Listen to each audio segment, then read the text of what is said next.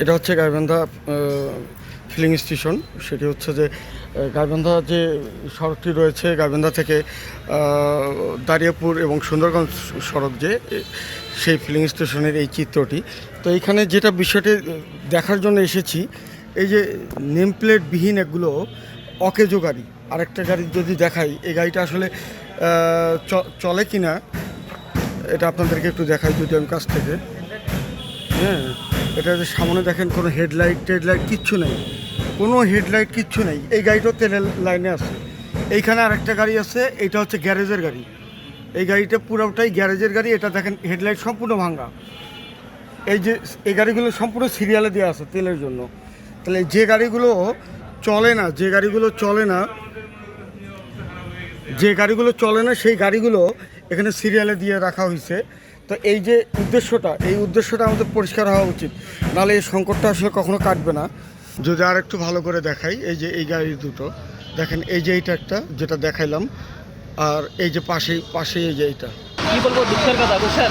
মূলত আমার গাড়িতে তেল নেই, তেল নেওয়ার জন্য আমি এখানে আসছি গাইবান্ধা কদমতলা পাম্পে, গাইবান্ধা পুলিশ স্টেশনে। এখানে তেল পাওয়া যাচ্ছে না। প্রায় আমি হাফ কিলোমিটার জায়গায় দাঁড়িয়ে আছি। আমার গাড়ির সংখ্যা দেখলাম, আমি গড়ে দেখলাম প্রায় 250। আগামীকাল আমার তেল লাগবেই, অফিস করতে হয়, মার্কেটিং করতে পারতেছি না থেকে তেলটা নেব। তো রাস্তায় গাড়িটা রাখলাম। এখানে কর্তৃপক্ষের কিছু দায়িত্বশীল মানুষ দেখলাম যে 50 টাকা করে নিচ্ছে, হ্যাঁ, তারপরে টোকেন দিচ্ছে। টোকেনের বিনিময়ে গাড়িটা দেখে যাবো। তো আসলেই চিন্তা যে রাস্তাতে গাড়িটা দেখে যাবো, এটা অল্প মানে আসলেই খুবই কর্তৃপক্ষের দায়িত্বশীল কিছু দেখতে এটা।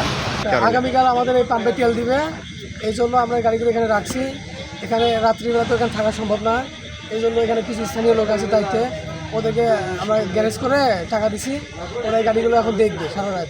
কারণ আগামীকাল এসে আমরা তেল দেবো, যদি ভাগ্যে থাকে তবে নেব। মানে আগে তো সুবিধা ছিল, আসতাম 2 থেকে 3 মিনিটের মধ্যে নিয়ে নিতাম, কিন্তু এখন তো সেই সময় সেরকম হচ্ছে না। এখন আমাদের লাইনের পর লাইন, কতগুলো লাইন দাঁড়ায় আছে। এখন সবাই ঘুম কামাই করিয়ে মনে করেন থাকতে পারে না। ওইখানে আমাদের দায়িত্ব দিয়ে যাচ্ছে, আমরা সারা রাত আমরা 10-15 জন ছেলে সহ পাড়া দিয়ে রাখতেছি। 50 টাকা দিচ্ছে, কেউ 30 টাকাও দিচ্ছে, হ্যাঁ, তাই যা দিচ্ছে আমরা নিচ্ছি তাদের উপকারের জন্য।